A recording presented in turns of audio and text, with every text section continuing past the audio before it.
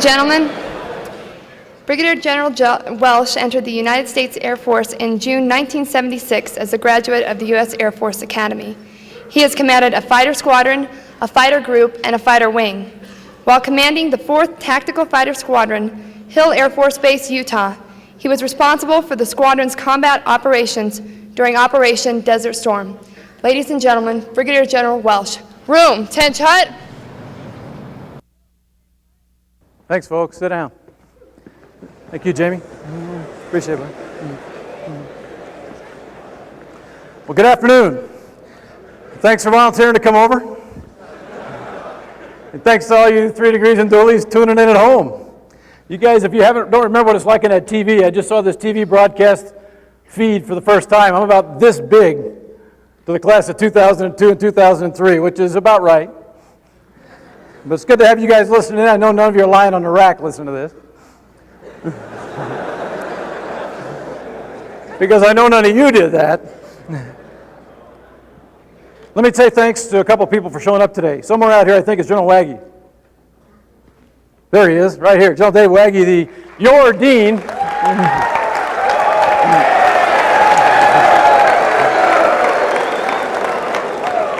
Now, there's a rule of engagement General Waggy's got to learn now in my wing. When they cheer for you, you got to flex. So let's try that one more time. There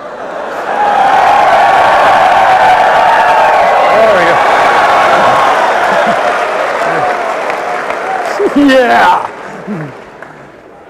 General Waggy and the faculty just came out. I don't know if you saw the recent magazine article saying that this was the USAFA was the best academic experience in America, according to a poll of students. That's pretty cool stuff.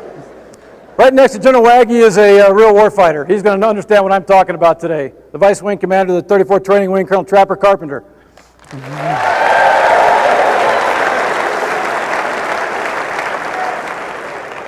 A little bit behind him is Chief Rich Harold, Senior Enlisted Advisor, or Command Chief Master Sergeant for our wing.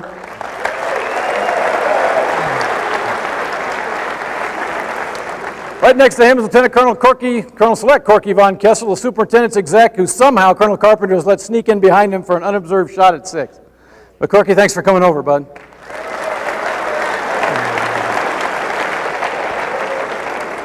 And then we have Chaplain Pat Nicholson, our senior Catholic cadet chaplain here, who is a wonderful guy, a great priest, and a prodigious American. Father Pat, it's great to have you here, bud.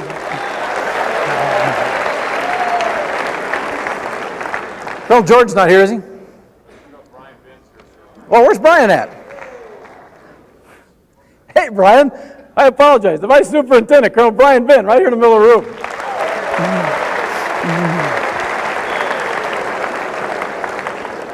Geez, and the boss is gone. He's in charge. I'm sorry, Brian. I wish Colonel Jordan was here because I got the beak at Colonel Jordan. And I was going to kind of ask him about something. Today I had to get rid of a perfectly good hunting dog this week. Those of you who know me probably know I really love my dog. He may have been the best bird dog in America. Earlier this summer, I asked Colonel Jordan to come hunting with me and the dog. The dog's name's Sarge, by the way. I asked him to come hunting with us for a week. And Dan really had trouble getting this straight. The entire week, I don't know if he was intimidated by rank or what, but he called this dumb dog General. Which I thought was funny until about a week later when I realized that my dog had been ruined. Because after a week of being called General, all that stupid mutt will do is sit on his ass and bark.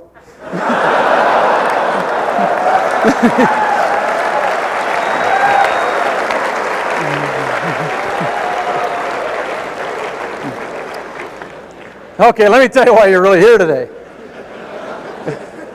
This is the first of the Commandant's Leadership Series for the academic year 9900. The guys in the education group, thank you.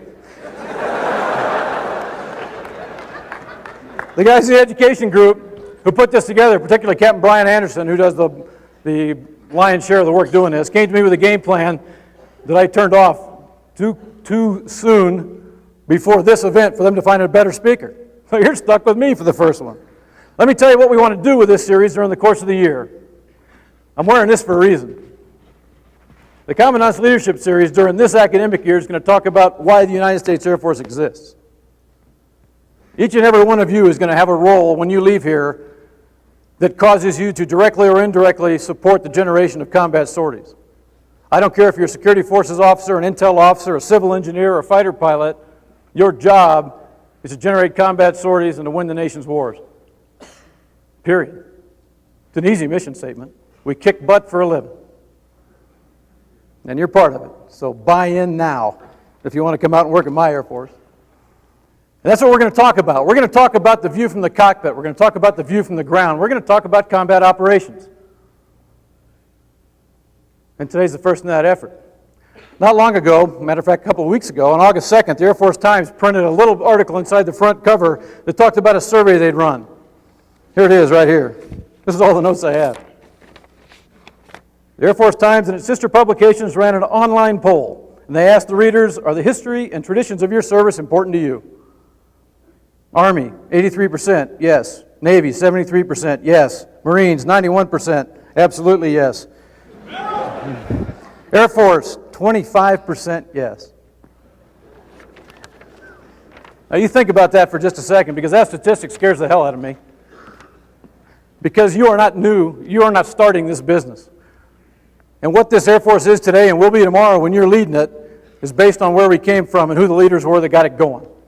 We're not doing anything new today from what we did in the Army Air Corps days. We're just doing it better with newer technology and smarter, better trained people. Where we came from is critical to our future. And I'm going to talk a little bit about that today. Because your heritage isn't Billy Mitchell solely. If you think Billy Mitchell and the guys who went and bombed the Ostfriesland were doing anything more than betting quarters on who could put the first bomb down the smokestack, you're probably wrong. Those guys flying those bombers weren't thinking, boy, this is great Air Force heritage in the making. They weren't doing that. And you're going to be doing stuff in 2 or 3 years that is Air Force heritage in the making, but you're not going to be thinking of it that way either. So I'm going to tell you about some people today who are your heritage. I'd like you to pay attention while I do.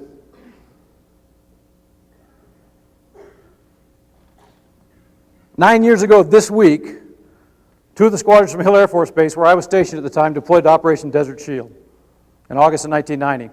Colonel Tom Rackley, who some of you probably know, who's the Director of Plans and Programs here, went with them. I stayed home. I was the operations officer of the 34th Fighter Squadron at Hill, and I didn't get to deploy until about a month and a half later when I was sent over to take command of the 4th Fighter Squadron in the desert. By that time, Colonel Rackley had taken command of the 421st Squadron, and we shared a hooch during the war. By the way, he's a great American and a fighter pilot, if you ever want to talk to somebody who knows about combat and about leadership. He's a great guy to turn to. But what's significant about that is over the years I've been asked to talk about Desert Storm, and not long ago I was asked to give a presentation on my personal lessons learned from my experience in combat. That was pretty nifty, wasn't it? We got all kinds of sound effects we can use here. When I went to put this list together, I sat down and I spent about an hour and a half making this list. And I kept thinking and thinking and thinking, what can I put on there? Great lessons learned I want to pass on to future generations. And when I finished, I had about 15 items, just one little items about that long. And I realized that none of them were lessons learned. Not one of them. Every one of them was a person or an event or just a feeling I had that I've never forgotten and never will. That's what I'm going to talk to you about today. It's important before I start for you to remember that combat, any kind of combat, is different for everybody. You know, an aerial combat happens at about 1,000 miles an hour of closure. It's hot fire, cold steel, it's instant death, big destruction. It happens like this and then it's over. Ground combat's not that way, as you can imagine.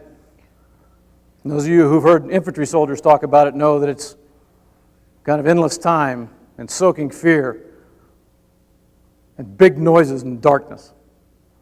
It's a different game, and you need different training to do it and different types of people to handle it well and to provide leadership in that environment. So it's different. But it doesn't matter how many people you have standing beside you in the trench or how many people you have flying beside you in the formation. Combat, especially your first combat, is an intensely personal experience. And so during the course of this Commandant's Leadership Series over this year, you're going to hear different people give different opinions and different perspectives. Today, I'll tell you the things I remember.